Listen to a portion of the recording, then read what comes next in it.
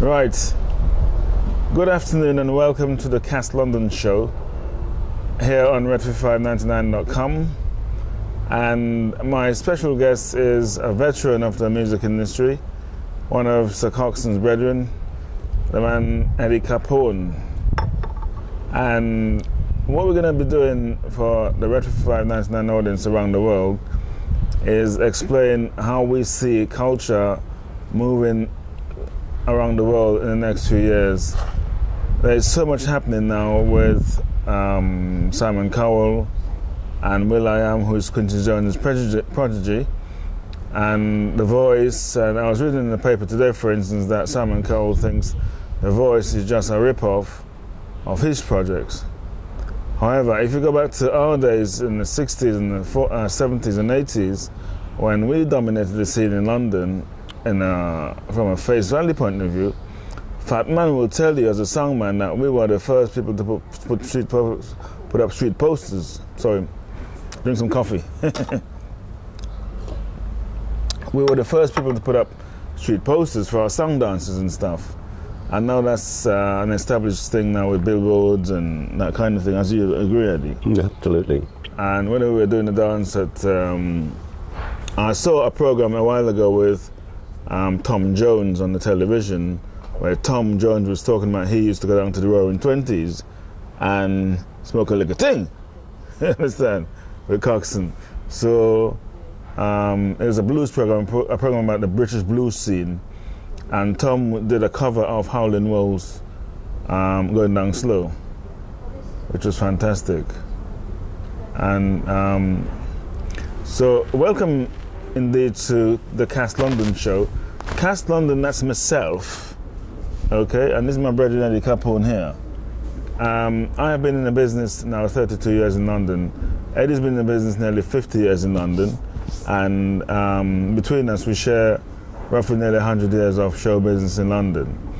I come out of my roots are Sir Coxson's sound as an engineer, building effects boxes and preamplifier boxes for Lady Coxson, Black Dread and Festus, and Levi Roots, who's now a very dynamic entrepreneur with his reggae sauce thing, and Gappy, and Wandon, and Duffus, and Screechy, Just Screechy, and Bikey Dread, and all the other songs, Java, Fat Man, Saxon, and DJs like Joe 90 and Tipper Irie, and all these guys just made a scene. Papa Levi made a scene over the years with their names. Smiley Culture, the late Smiley Culture, for instance, was a big DJ on Sir Coxson's song. Asher Senator, Raymond Natali from Fatman's song, dudes like Ribs and Natty from Frontline International Sound.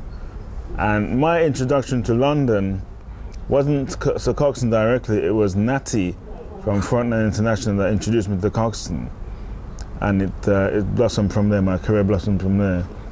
Now, Eddie, you were saying that you have built a reputation in London as a studio person or a creative person with production skills that goes back to, you were mentioning Errol Brown, for instance, the dynamic Jamaican singer who's now one of our established personalities in the business, like the late Desmond Dekker.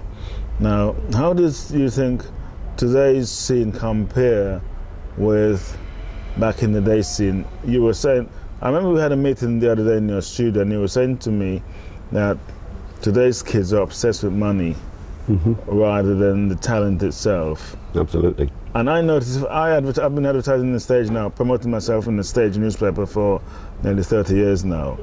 And what I find is the quality of applications have decreased. Kids are now more interested in making money rather than projecting their talent. So they might, instead of sending their CV and their show reel to you, they will send you just a paragraph and expect you to call them back based on what they've seen on television with Pop Idol, Pop Stars, The Rival, American Idol, X Factor, The Voice, America's Next Model with Tyra Banks. Puff Daddy is his P. Diddy and his ideas about promoting talent. Quincy Jones linking with Will Smith and the Fresh Prince of Bel-Air, for instance. And as you know, from the rumor is that Will Smith actually auditioned in Quincy Jones' bedroom for that job. believe it or not, which is quite something. Yeah. But look at how he's grown from Fresh Prince, for instance, Eddie. Oh, he's come a long way. The biggest paid star in Hollywood right now. You know, I mean, he's getting something. Congratulations to him. Exactly. For a few days' work, we'll now command something like $20 million a picture, which is something pretty incredible to think about. Yeah. Now, but it's not just the money. I think he's a damn good entertainer as well as an actor. But also, I think he didn't just jump on the acting scene, because he actually did his apprenticeship. he did. Yeah. If you think about it in the music thing, he had some pretty good rap songs as well. As the Fresh Prince of Bel-Air, as the Fresh Prince, right, so to speak. But there was a point, of course, where Will Smith, he went bankrupt for a while, didn't he? I have no idea.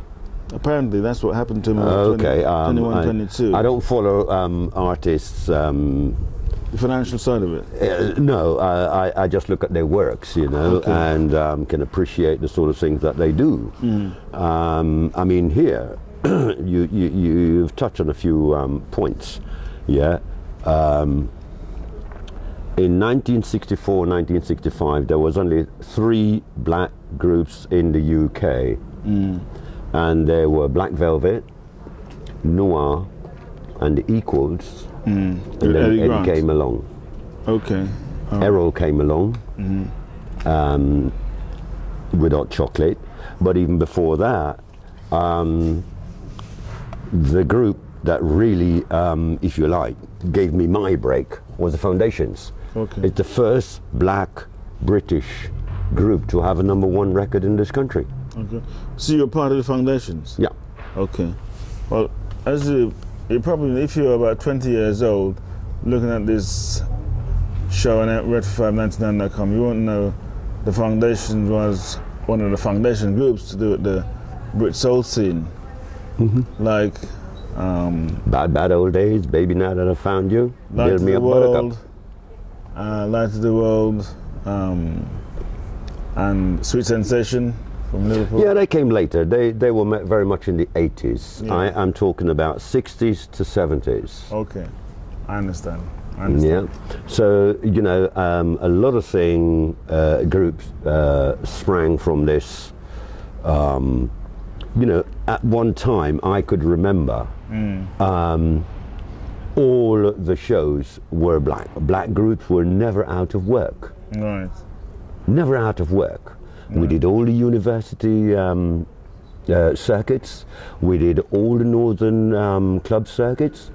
And if you think about it, really, the northern soul is what really helped to break black music in this country, because when northern soul were really kicking, you know, people in the south wouldn't entertain it. So it really came from the north.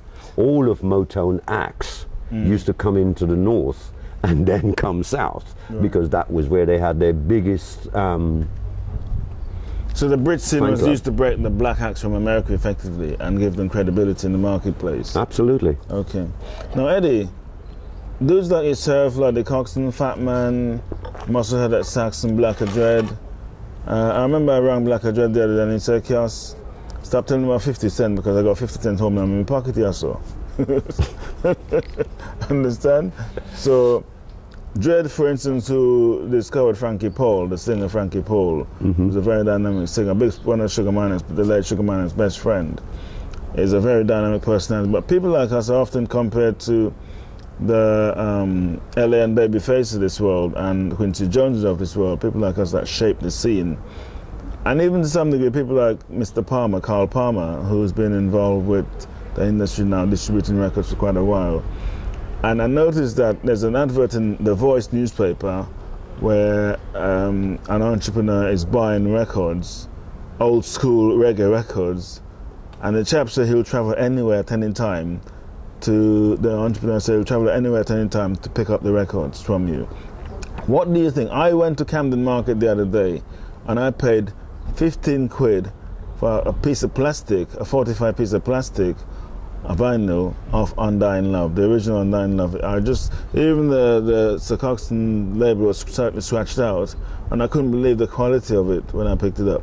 What do you think of the scene? I mean, I met up with Don Penn's husband the other day, the great Studio One singer, and he said to me that her stuff is selling at £2,000 or so on the internet. What do you think of that scene? Because I know you've got some opinions on that. Well, I think it's another way that the market is going now, and I think a lot of the things that came out in the 60s and 70s, the younger generation are really sorting that out big time because they want to be a part of it. They hear a lot of things from their parents, and therefore they're really trying to plug into those days, if you like. But I think more importantly, nostalgia.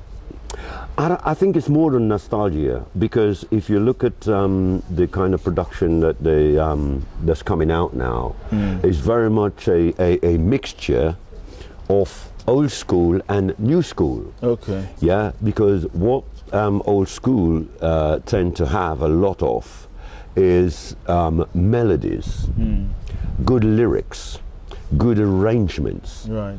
Yeah, and I think the younger musicians nowadays are really cotton on to the idea that, hang on, a really good piece of music will have three things: a beginning, a middle, and an end. Okay.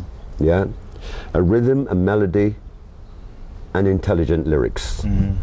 Yeah, and I think we're gradually moving back to that, and I think it's only obvious, and that, you know, you can only do bubblegum music for so long, then you have to come back with some decent substance. Okay. And I think that took a really... That's an interesting angle, because the reggae music scene, I have this expression called jam fican, which is where we are now with...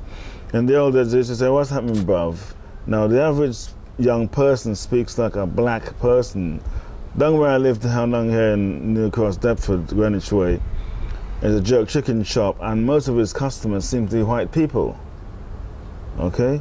Indicating that the whole Caribbean culture has morphed into British culture in such a way. If you take Levi Roots sauce, I saw Levi Roots tying up with Kentucky Fried Chicken the other day, for instance. And I had a meeting yesterday in Covent Garden with a young Chinese lady. A beautiful girl, looks a bit like Lucy Liu. Her name is Lucy, funny enough. Yeah. And Lucy said to me, one of the things us Chinese people like is to be associated with Afro beings. The Chinese call us Afro people. And it's probably one of the reasons why the Chinese are so active in Africa. They like being amongst they see black people as their historical brethren and ancestry, and they like associating with us. I think that's one of the reasons why China is pumping so much money into Africa. But let's not sidetrack basically into the political side of life. Yeah, it's interesting that you said how much Caribbean stuff is integrating into British culture. It's been going on for a long time. When you talk about the 20s, yeah, I used to go there, but at the time when I was going there, the person who I knew who was the don for that is Count Sacco. Count Sacco. Right? You know, he moved from the 20s to the Q Club. Yeah? And he literally took all his audience with him and really opened it up to a whole new audience. It's funny you mentioned that, from because the Beatles, Tom Jones, you name them. Rod Stewart. You name them. Because Rod Stewart actually played on that My Bro Lollipop track, didn't he? He was a harmonica player on the My Bro Lollipop. The Millie track, My Bro Lollipop. Yep.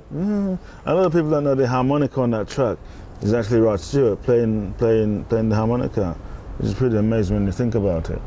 And funny enough, you're on touching Count Sacco. I plan at the Grosvenor House later this year to start a jazz monthly called Jazz on Park Lane. I know Jay-Z is planning to start out bringing over his club. Jay-Z's launching a new club called the 4040 Club, his New York club, bringing it here. Well, I've already approached the Grosvenor House Park Lane to start a jazz evening there once a month, starting in September this year. Okay. September coming up. It's for the movers and shakers, and people that's been there, seen it, done it.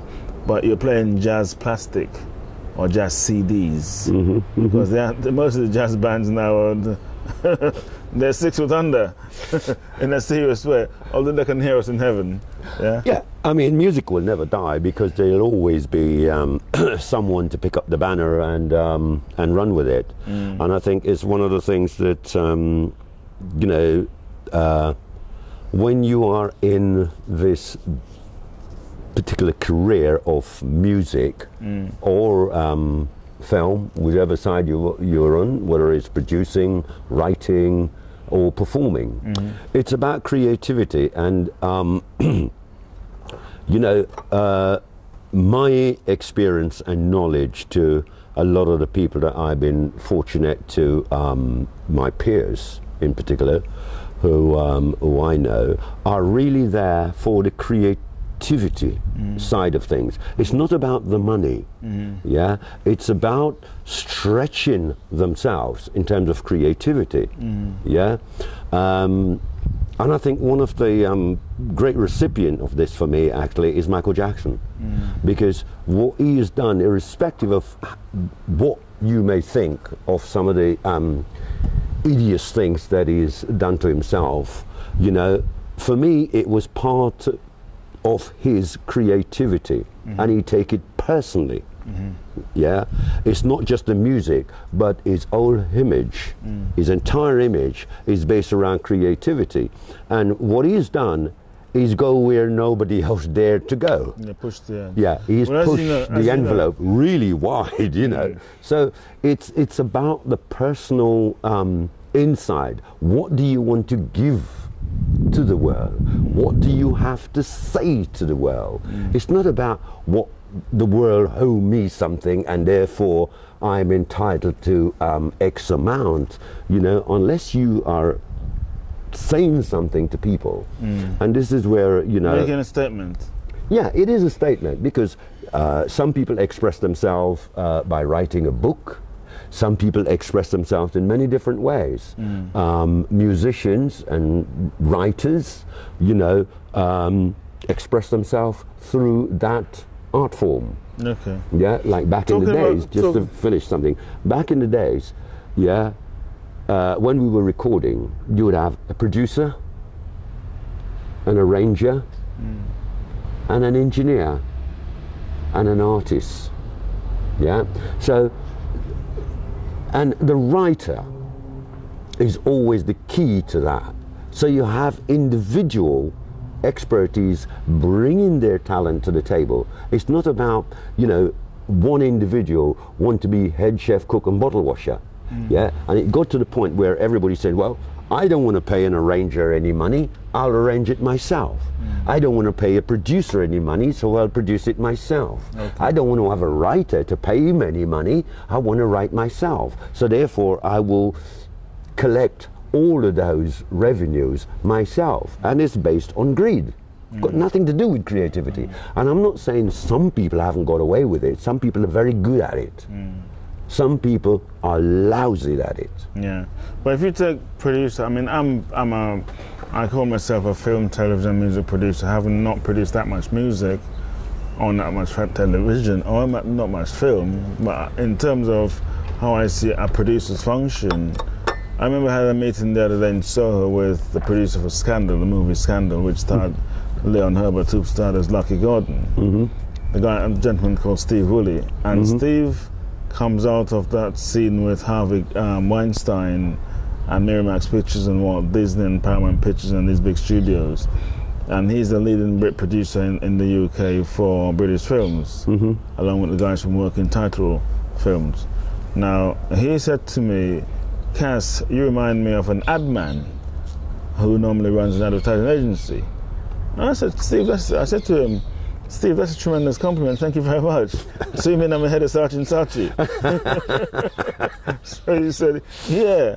And then as we left the meeting, he went out, nearly walked out with the script. I said, give him that script back. Because this is a script for the Black Chamber, and Leon started to laugh.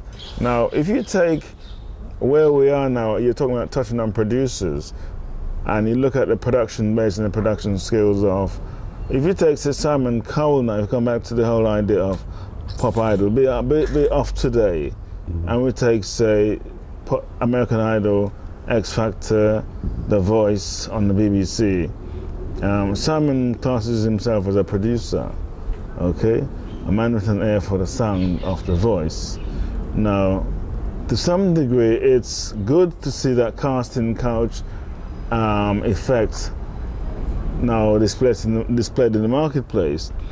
But I think to some degree, what it's done is spoil kids and stop them from going out there and going around the pubs and clubs and asking if they can get a gig, because they've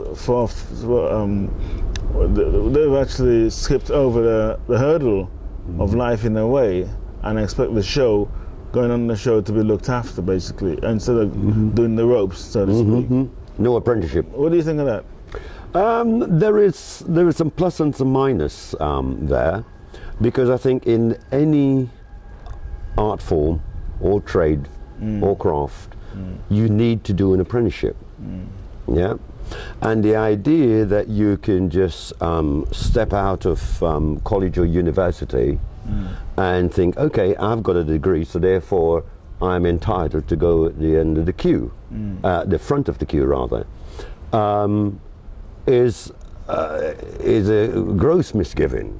And you know, in some ways, you know, the Voices and X Factors and Idols and these kind of things, yes, it can identify some very good talents which have come out of those shows. But I think, as you rightly point out, you know, there is no apprenticeship being served, and therefore it's a silver spoon in their mouth, whereas they do not have to do the usual circuit, you know, because like the rest of us, and learn your craft. And I think this is where they're going to fall down, because it's fine to sing on a show or to sing in a studio. When you have to go on a tour, the stress will start to really take hold, and the cracks will start to appear. So you can burn out quickly. Oh, absolutely. You know, we've seen it over the last 12, 15 years. You know, the one-hit wonders. Because if they come up with one good idea, but there's nothing in the tank. Nothing. I run out of gas. Completely run out of gas. That's pretty incredible, because when you look at entertainment, you have to look at entertainment, I think anyway. I was reading a book the other day called The Jazz Revolution, which is about the jazz scene, okay? A well-researched book where a lady she was doing a PhD in musicology, and she went and set out to publish the book about the jazz scene. And strange enough, one of the passages in the scene, in the book, was a black trumpeter, a black saxophonist, who said he didn't, at the birth of recording, this was about 1912, 1915, when the gramophone was a new gadget. A black musician said he didn't want his music recorded because it would take the edge off what he was trying to do. And the white entrepreneur that owned the recording studio with the cutting press and everything else approached him to put his music on the acetate, and he refused to do so. And what happened was the white musician then turned around to a white band, and they became the first band to record a jazz record. So the first band to record a jazz record was actually a white band, rather than this is like research and subject to being there, seeing there, and witnessing what happened. But as far as the book is concerned, that's what she said happened. Well, there are other people who would contradict that, because Dizzy happens to be, and it's in film, him discussing it, and the very first producer to take Dizzy into the recording studio before anybody else was Dizzy Gillespie. And it was quite an interesting thing, because what this producer said was that it was a nightmare trying to get jazz into the recording studio, because the all they were doing were classical kind of stuff, you know. And when jazz came about, it's sort of like, what the hell is this mumbo jumbo, right? They could not understand the improvisation and interpretation of jazz music, and therefore they had to go to New York Yeah, and the very first jazz gig were played at the Carnegie Hall, and that was Dizzy Gillespie. Okay. I mean, the scene is so I've got big. some very good jazz videos of people. I know the BBC did a series on the history of jazz a while ago, and I stayed up every night taping it for 3 weeks. And I remember Stanley Crouch, the jazz fan, black jazz fan, the guy called Stanley Crouch. Stanley looks a bit like CeeLo Green. It's that kind of look, what I call a big black look kind of thing. And he was saying in the article that Ahmet Etigen, behind Atlantic Records, is one of the sharpest men in New York City. Now, Ahmet, if you think of Ahmet Etigen, he's dead now, of course. Yeah? And if you think of him as being son of a Turkish diplomat, starting Atlantic Records, or John Hammond, a white dude again, starting the whole thing, or the Chess Brothers, who are Jewish white men again, or even Stax itself. Stax was a lady and a man, a white lady and a white man, using their name as an anagram to create Stax Record. Now, or even Sam Phillips with Elvis Presley. Okay? And Sam recorded the Ike Turners of this world and James Brown and whatever. So the scene has come out of, in my opinion anyway, this scene that we're all making so much money from, that's morphed over into internet websites and social networking sites and the iPads and the iPods. And if you go on the train now and you look on the train, and to see how people are so obsessed with these gadgets here, you'll be surprised, isn't it? You notice your son is doing the same thing, your daughter's doing the same thing. They go on before they get home, they're on the computer and they download the music, and it's like a whole new world completely. When I came out of the Royal Air Force, I was one of the first persons, and the coxswain will tell you that. I remember me and Lloyd and Festus and Black Dread ending up in Black Echoes, talking about the effect of music on